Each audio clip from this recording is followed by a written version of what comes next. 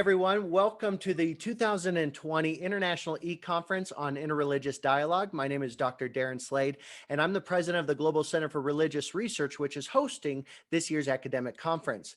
Now, one of the great things about GCRR is that you can attend these academic conferences right from the comfort and safety of your own home. Without having to worry about hotel fees and travel costs, none of that. In fact, you're being joined by students and scholars and specialists from all over the world right now. And because these presentations are video recorded, the information presented here will be available all across the globe for millions of people to see. And now for those attending live, as you listen to each of the presentations, feel free to use the Q&A button at the bottom of your screen to ask questions. Our speaker will do their best to answer them at the end of the presentation. And with that said, I'd like to introduce you to my very good friend and the next presenter, Professor Nikolai Blaskow. Allow me to share my screen to give a proper introduction.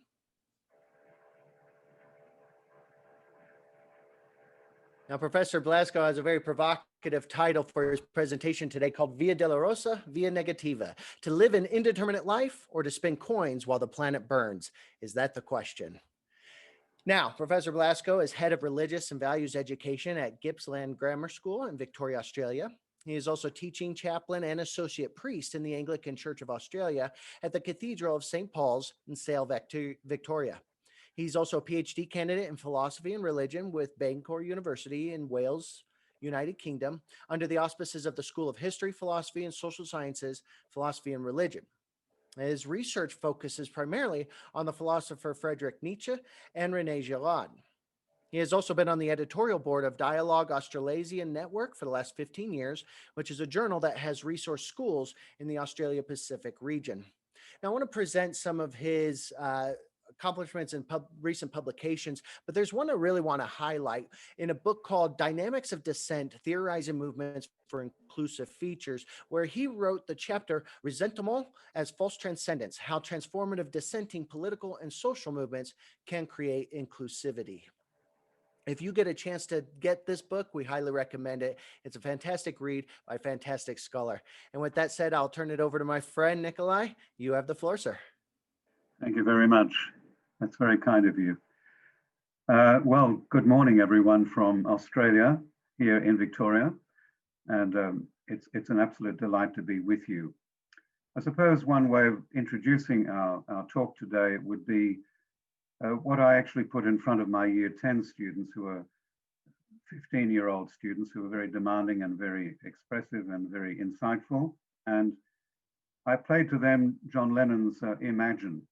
And I feel that what I have to say today captures something of John Lennon's sentiments and dreams. And, you know, there's that haunting photograph of the man who was to murder him while he was putting his arm around his favorite photographer. You know, he and so many others, like, you know, Martin Luther King Jr., who have longed for peace and harmony in the world. This is what I dedicate this talk to. So Via Dolorosa, Via Negativa, to live an indeterminate life or to spin coins while the planet burns. Is that the question? Now, before I begin properly, I just need to explain where we're going with this, because clearly I'm not going to be able to cover all that I would like in this short 40-minute slot. It will appear in a chapter in the journal which will follow. And but I suppose basically what I'm doing today is I'm looking at a couple of Nietzsche's theories and a couple of René Girard's theory, and I'm going to look at very closely at the Rwandan situation, but a situation that arose after the genocide. A little known one, and we're going to use that particular moment, if you like, of the encounter of an artist called Georges Guiters and the then Vice President Kagame, who became president of Rwanda and is actually the president of Rwanda at this point. So we're going to do a kind of a deep incursion, as it were, into that moment. And then I'm going to step back a little bit and look at the you know, the genocide as a totality very briefly, and introduce the idea of the foundation event and foundation story, and the concept of méconnaissance and reconnaissance, méconnaissance meaning to misunderstand, and reconnaissance, well, we all know what reconnaissance is in military terms, to know your enemy. And we'll look at those concepts. So that's where we're headed. If I don't get to the end, that's cool. I'm definitely not going to go over time. I'm going to stick to my 40 minutes and perhaps allow for some questions as we go along. So I begin with Carlo Rovelli's grim prognostic in 7 brief lessons on physics. I believe that our species will not last long, he writes.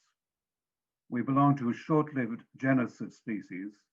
All of our cousins are already extinct. We do damage. The brutal climate and environmental changes that we have triggered are unlikely to spare us. For Earth, they may turn out to be a small, irrelevant blip. But I do not think we will outlast them unscathed. We are perhaps the only species on Earth to be conscious of the inevitability of our individual mortality.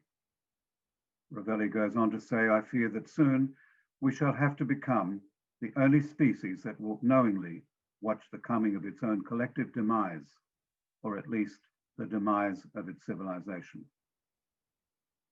Now, of course, it is one thing to deliver grim prognostics, however accurate, and quite another to find philosophical, theological, religious, social, and yes, dare I say it, political and scientific perspectives that actually meet the challenge of our times, and not just pander to the petulant demands of the current age's feelings of entitlement, or as with Rovelli, a science that possibly gives way to pessimism.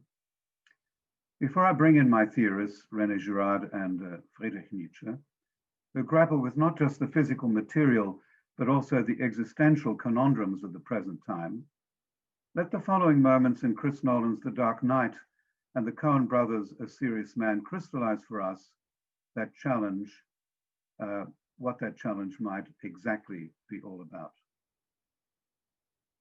Chris Nolan's brilliantly scripted Batman trilogy is a deep allegorical analysis of the failure of American domestic and foreign policies. His trilogy captures the first tremors of the failure of the world's grandest experiment in democracy, a democracy, in fact, in crisis. In the trilogy, Nolan reveals how these fault lines go back to the French Revolution itself, the ever-present spectre of a descent, a decadence, to use Friedrich Nietzsche's terms, either into mob rule or the self-destruction of the Maximilien Robespierre period. He shows what happens when an agent of chaos, called the Joker, comes in to expose, in amongst its great strengths, democracy's inherent weakness, its weaponized, self-contradictory, and hypocritical moral codes and ambivalent ethical systems. Much like the current global climate and pandemic emergencies are doing, the Joker lays bare the pretensions and vulnerabilities of virtue and Kantian non-consequentialist deontological ethics, and the bemusing self-contradictions of consequentialism. The boats in the harbor moment in TDK, or The Dark Knight, is the Joker's social experiment. It dictates that if one boat full of vulnerable exemplary citizens blows up the other, replete with scumbags, they've had their chance, their boat will be spared. The democratic vote is not, however, what decides the day. Ironically, on both boats, it is a failure of nerve that wins the day. A black man on death row finally takes the decisive action. I'm going to do what you should have did 10 minutes ago. Nolan plays on our strong prejudices. We think he's going to blow up the other boat. Instead, he throws the detonator out of the window. Salvation comes from a sinner, not a saint. For Nolan, the crisis of democracy is steeped in corporate, systemic, and structural corruption. It is a modernity which emerges from decades of neglect and oversight. It is fueled resentment, one which finally gives way to the revenge of mob rule and, more tellingly, the League of Shadows. Bane is the personification of the League, which in Nolan's hands as a screenwriter becomes code for the ideology of all kinds of extremism, be it from the shadows of the left or the right. Thus, a good decade and more before the current times, like the yellow canary in the mine shaft, Nolan foresees and senses the toxicity of a deeply divided and failed state. In effect, the mirror that Chris Nolan's trilogy holds up reflects back to us the social, political, and economic problems of our era, and not just that of the United States of America, but the ethical lapses which have caused those problems to break out all over the world. It is the purpose of this paper to bring Friedrich Nietzsche's 1844 to 1900 Amor Fati, or an affirmation of life as it is, and his theology of suspicion, the Via Negativa, to bear on these problems and these lapses in order to somehow blaze a trail through them to a better way. I shall posit that Nietzsche's Greek tragic vision and his agonistic solution offer humanity, while not a comfortable exodus out of troubled times, at least an exodus of a kind which believes in more than wishful thinking and miracles. Whilst those very tangible problems, social, political, and economic, along with the ethical failures which have caused them, are of concern, of even greater concern, which Nietzsche identified 100 years ago, is the existential crisis that informs them. He in fact predicted that modernity would struggle with meaning making, and how true it is today, where fake news and news just merge into one and we don't know which is which. Indeed, to ignore that, as Ravelli implies, that existential crisis would be to fail altogether. Here, the Coen brothers, A Serious Man, guides us along a deceptively simple path, punctuated by the terrifying question which Rabbi Marshak puts before the young bar mitzvah graduand, Danny Kopnik. In doing so, the rabbi is caused to misquote Jefferson Airplane's original "somebody to love." The misquotation is deliberate and serves to intensify the depth and breadth of the question which is driven through the heart of humanity's primal scream, and it is this: when the truth is found to be lies, and all the joy within you dies, and all hopes wither on the vine, then what? Of course, Coen brothers, in their typical ironic fashion, present dear Rabbi Marshak as, clearing his nose inwardly and doing all those disgusting things. And there was that long entry of the poor boy into his study. But the person who was reviewing this film, Jacob Mendelsohn, who entitles his analysis of the film "The Cosmic Jewish Joke" in issue 64 of Bright Wall Darkroom, totally misses the point when at the end he claims that there is no answer to the question, and further misrepresents the Coen brothers by saying they don't have an answer either, for they most certainly do. Rabbi Marshak, having asked that almighty question, which takes our breath away, which of course comes from the deep experience of Jewish peoples from the Holocaust, he then proceeds to name each of the members of the Jefferson Airplane band, so dear to the boy. You see his eyes sparkle, the boy's eyes sparkle with joy as Rabbi Marshak returns his transistor radio, which had been confiscated at Sabbath school. The band names Speaking Ritual and the return of the radio underline Rashi's, a medieval biblical scholar's simple dictum with which the film's epigraph begins: receive with simplicity everything that happens to you. The inference seems to be that the complex questions call for simple answers. Current global pandemic and the global climate change emergency give a lie to that. Rashi, I think, is saying something more profound. Like most scientific theories that work, his dictum appeals to a simplicity that speaks of elegance, not a simplistic approach, for there is a world of difference between simple and simplistic. The core business of this paper and its central question calls for that kind of simplicity and elegance. However, even more than that, it calls for realism. This afternoon, In your time mourning here in Australia, I posit that the central issue facing the planet is what I shall call one of orientation. How are we oriented towards the problems that we encounter? Yes, the devil might be in the detail, but if we get our orientation wrong, the details will be wasted on the problems and the problem people in the world. So let's go back to the abstract, which no doubt you may have seen. When a blood-stained paranoid Moses, called to do something about his oppressed people, turns to God, and I'm using God with a hyphen in between in the Jewish way to give honor to that name, asks what God's name is. The reply, translated by Chief Rabbi Jonathan Sachs, is, I would suggest, is only disquieting to a mind that is not paying close attention to its implications. In Hebrew, Aya Asha Aya, I shall be who and how and where I shall be.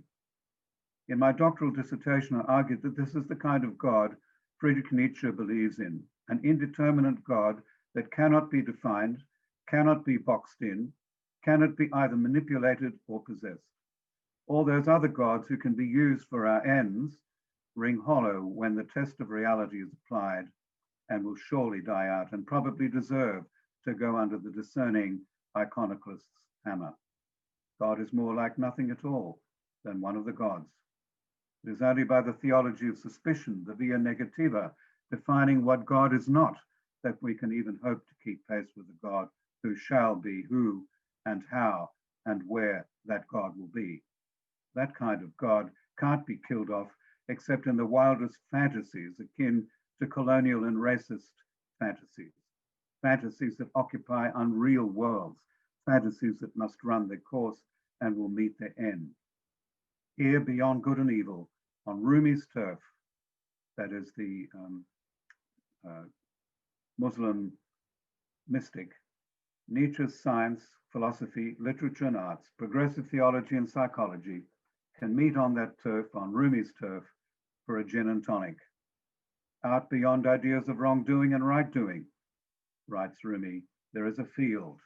I'll meet you there. When the soul lies down in that grass, the world is too full to talk about. Ideas, language, even the phrase each other doesn't make any sense at all. There too, Nietzsche's philosopher, artist and saint, his exemplary people can conduct not just civil, sensible, polite conversations, but symposia that have the potential to provide constructive answers in the current gloomy global landscape which we inhabit. What does this orientation of openness, this via negativa, this Nietzschean agonistic Greek tragic vision look like when applied to things as they are? What wisdom does Girard's mimetic and scapegoat theory offer as it works in collaboration with Nietzsche's psychopathology of ressentiment or resentment? And can the insurrectionist manifesto, Four New Gospels for a Radical Politics, save the day? In my doctoral dissertation, I test Nietzsche's psychopathology of ressentiment and René Girard's mimetic theory and scapegoat theory against the Rwandan 100-day genocide.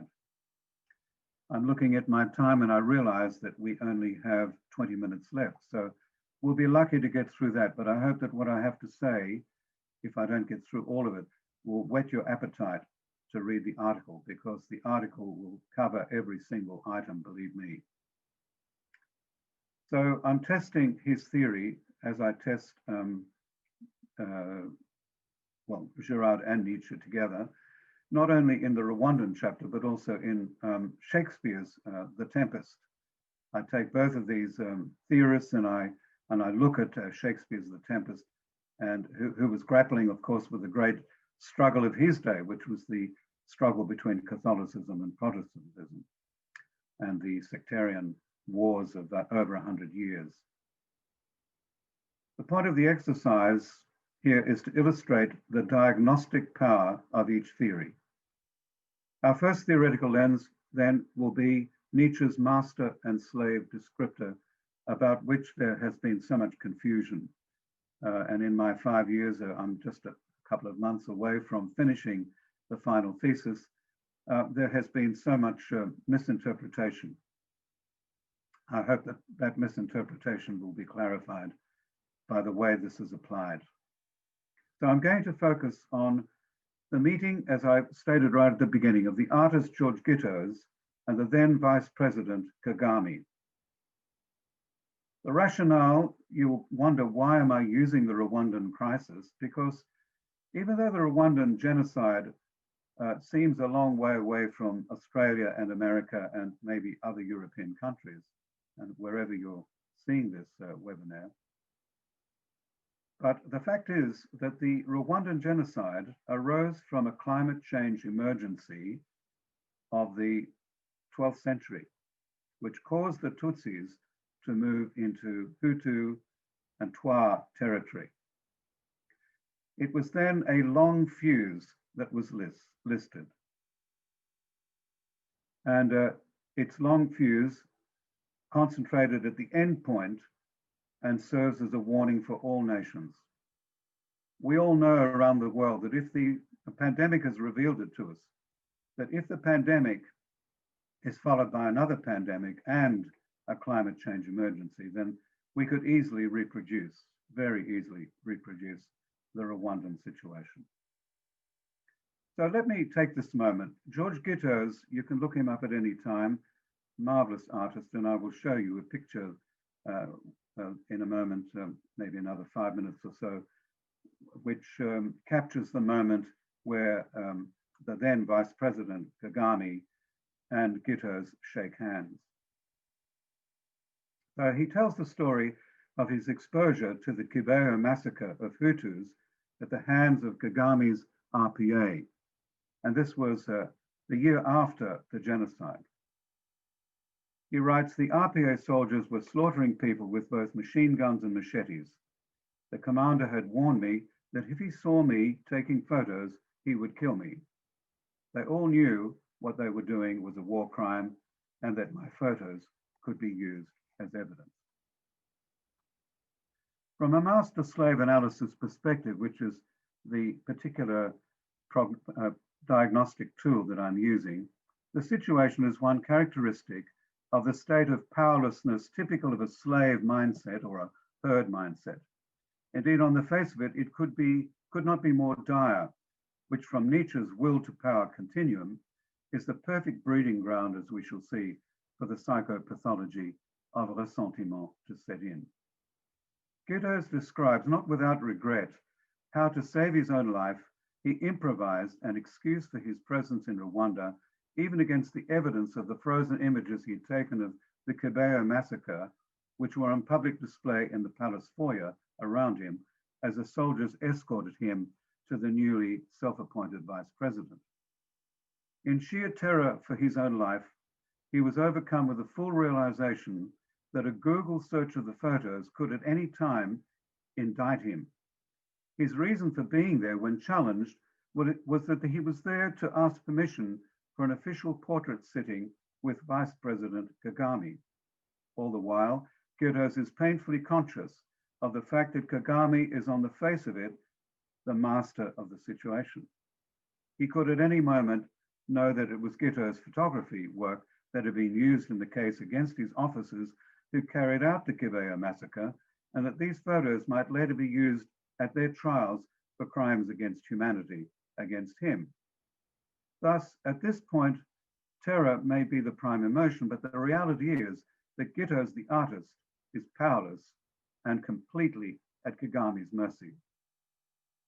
In the conversations which followed with Kagame, as Gittoes sketches a portrait of the vice president, ironically usually associated with honoring a public figure who has achieved great things, he realizes that Kagame just needs to talk to get things off his chest. Kagame admits to all sorts of things to do with this terrible war. Gittoes' fears gradually diminish as he realizes that Kagame has agreed to the sitting as an excuse to offload, and that in this very Catholic country, even the president couldn't count on any priest as his father confessor. So an artist would do, someone interested enough to want to do his portrait. Here, the power pendulum swings in the favor of Gittos, inasmuch as he now realizes that Kagame, despite what appears to be a strong hand, is now compromised by both Kagame's conscience at work, which renders him vulnerable, and his implicit fear that Gittos might have the upper hand here. This because Gittos, having taken the photos and with international connections, might drag him into the dragnet of war crimes of which his men have been accused, and the prospect of the international spotlight being trained on him. This seems to be implicit in the following out of the blue and amazing confession from Kagame, which Gittos records. George, I was in Uganda, just a day's march away, and I had the most professional, best trained army in Africa. I told the Americans just to give me the okay, and the genocide would have been over in less than a week. But they wouldn't. 1 million or more died, and they needn't have. You and the world saw how quickly my army took control.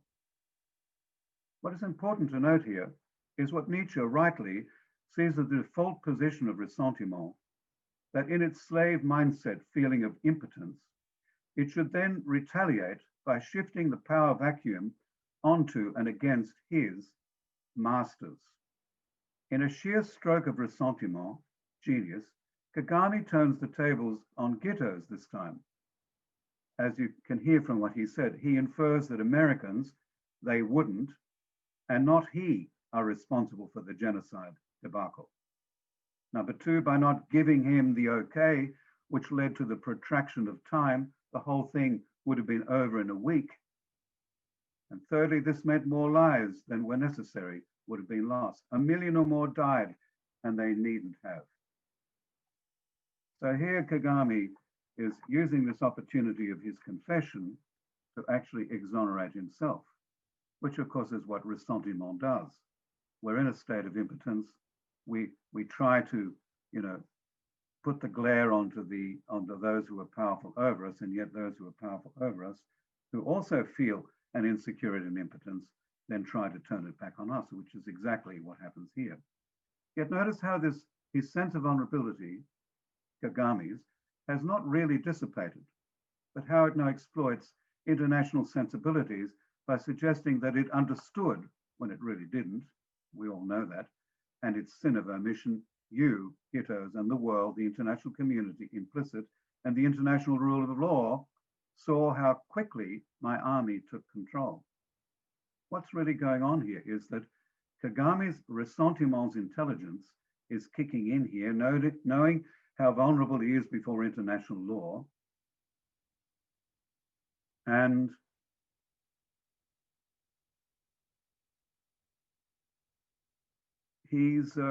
as a ploy, Kagame continues to use in ways that only keeps the accuser at bay, but also draws not only international sympathy, but also its economic resources to assuage their guilt.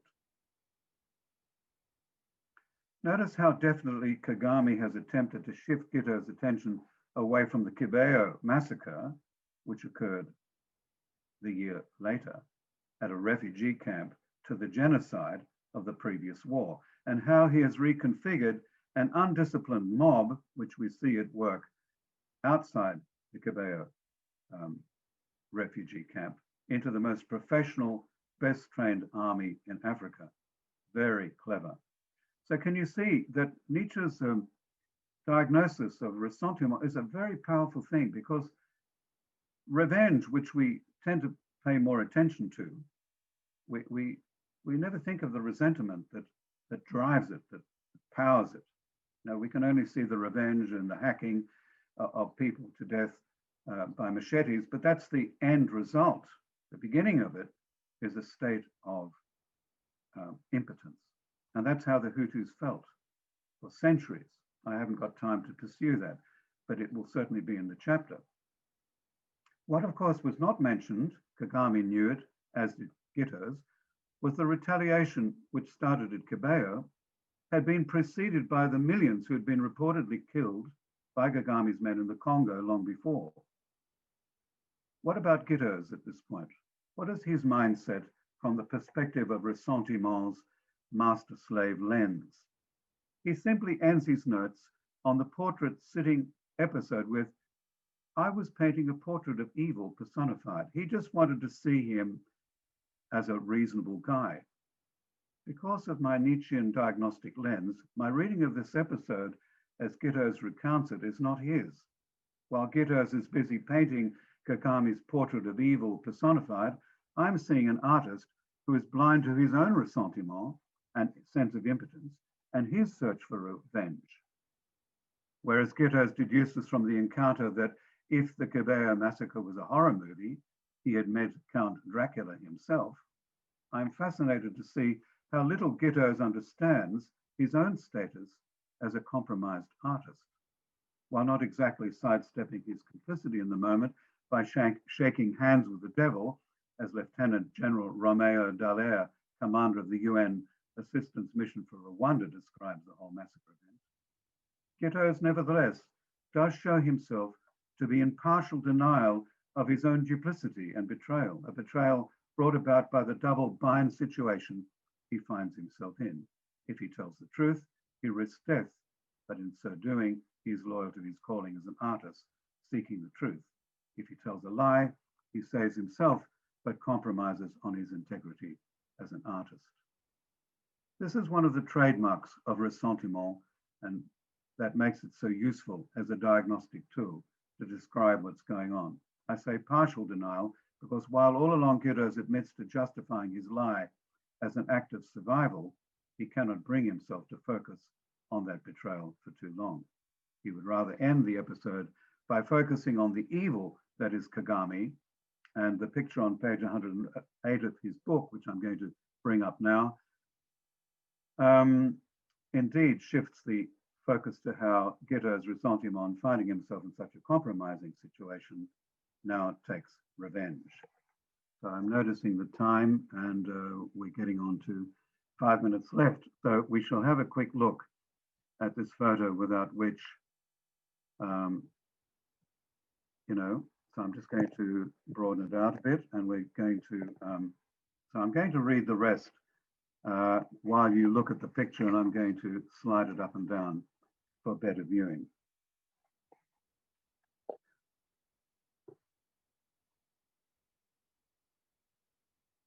At both the top and bottom of the page, there are two photos of Gittos and the president together. The upper photo, where Gittos poses with his sketch pad, opposing a standing Kagami with two of his suit buttons neatly done up, shirt immaculately kept for the occasion. The other photo shows below both men's torsos cut off at the waist with just the hands clasped in the handshake. Then there is a composite view of the whole page, which is a bit hard to kind of get in, but I'll just reduce it again. You can see the effect. Its synthesis reveals a distorted version of the two, as if the readers and viewers were looking into a fun park mirror, indeed a hall of mirrors. Kagami stands even taller than he really is. It's distorted by how the two photos have been spliced together. They reveal grotesquely long arms and a painfully long torso and legs cut off at the knees. Both of these distortions, clever statements on Gittos' part about how the tall and proud Tutsis, I should say, have stood over the Hutus, and a comment about the terrible amputations and disfigurements which Gittos witnessed. Meantime, Gittos' sketchpad appears to be torn in two, and his torso appears grotesquely long. I notice too that the hand that stretches in the top photo is not the hand that shakes the president's hand, another way of underlining Gittos' denial and what a dead hand Gittos' hand is. In both shots, underlying the reluctant participant. The eyes, however, tell a different story. Gittos' eyes, on the one hand, are full of disbelief.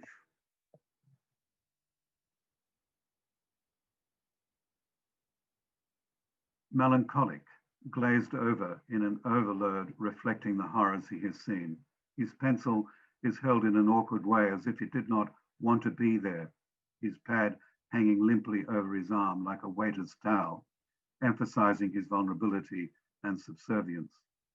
Kagami's eyes, by contrast, have a glint of a man who knows he has the power and knows that he has mastered Gitto's, has him in thrall.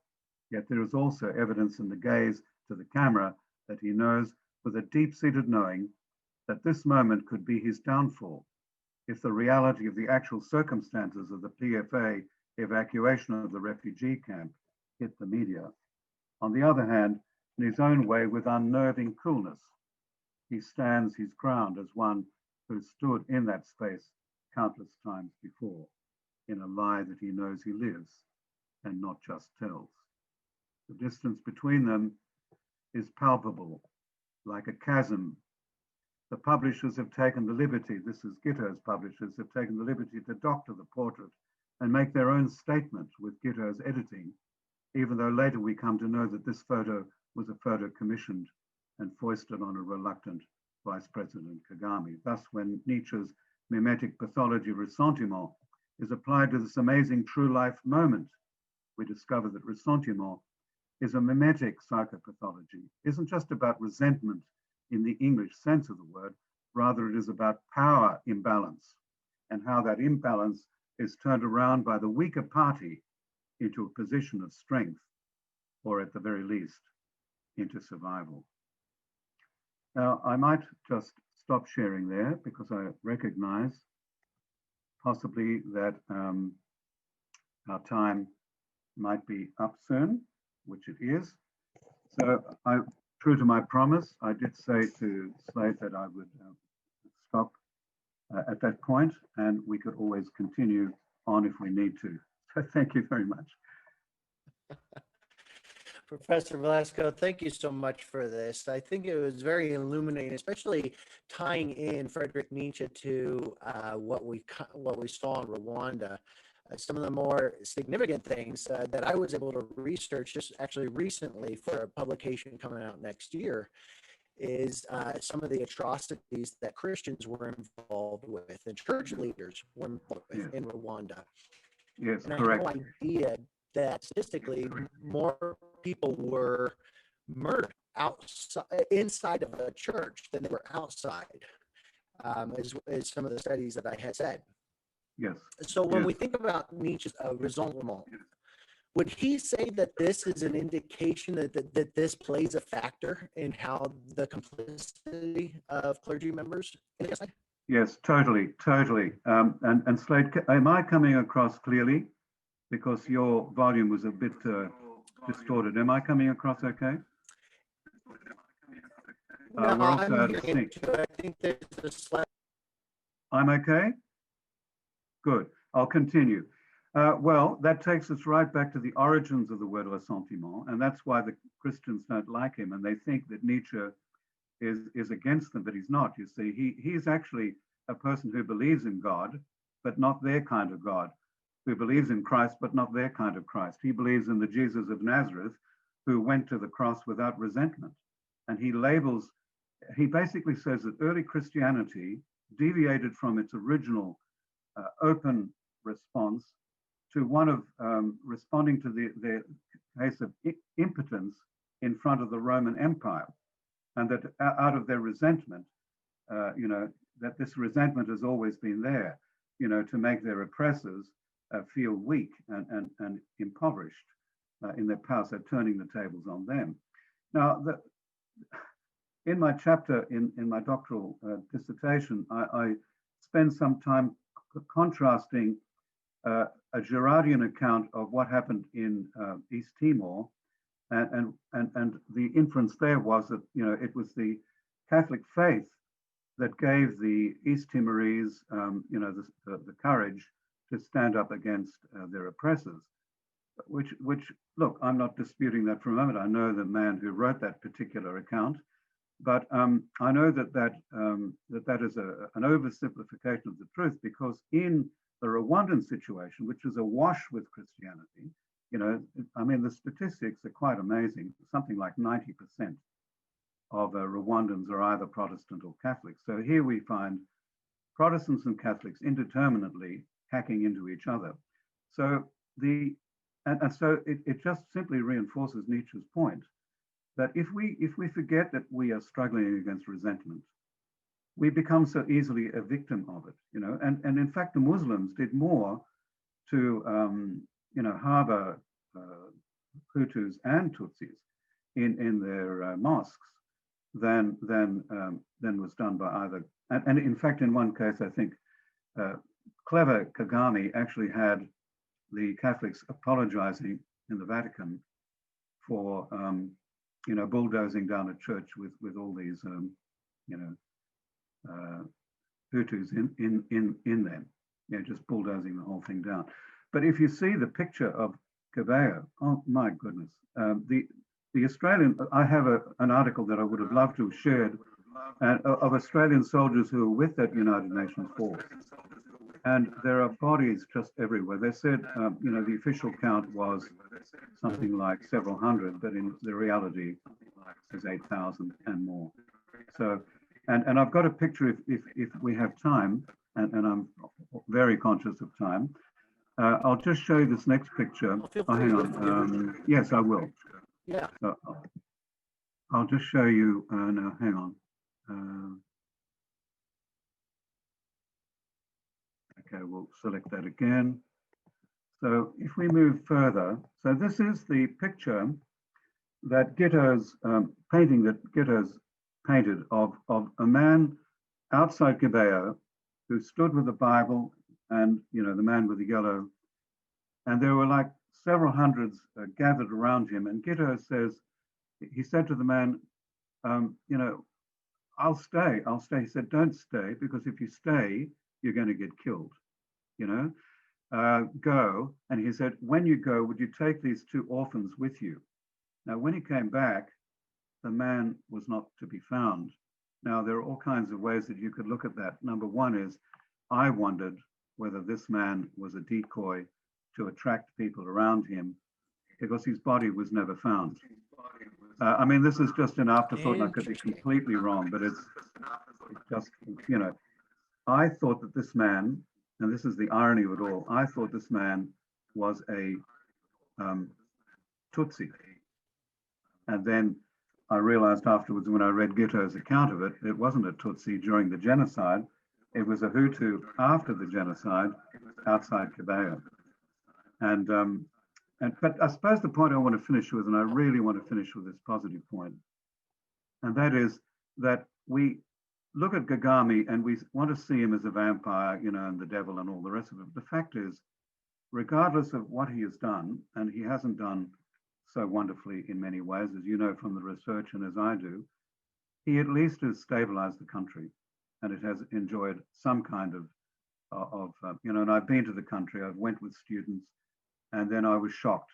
I was shocked when I did this research for my PhD and realized, my goodness, this wasn't a Tutsi, this was a Hutu, and it wasn't during the genocide, it was after, So it shocked me, but I do want to say a word on his behalf, that he has kept the peace. And my only fear is that, as is typical of these kind of solutions where you press everything underground, then it will just come back to haunt you if you don't open it up. And of course, there have been confessions and openness, but as one of the Hutu people said, we were all doing it. Everyone was killing everyone else to either keep themselves alive or whatever. Interesting. Let me finish with this one point. I wasn't able to bring in Girardian analysis, but I will very quickly. And that is that if you look at the long term, we have what we call the foundation event and the foundation story. Okay, so the foundation event is the Tutsis coming into Rwanda, being accepted by the Hutus and the Twas, settling down with them, and then over a long period of time, long before colonialism, the Tutsis established their precedence over the Hutus and the Twas, and you had a three-class system beginning.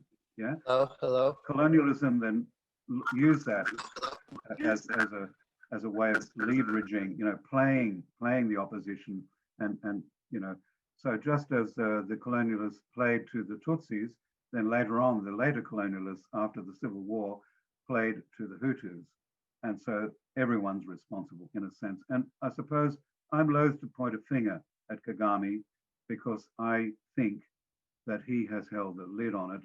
It's just that if he'd known that there is another way out, you know, being honest, that, you know, as he was with Gittos, he was honest with Gittos.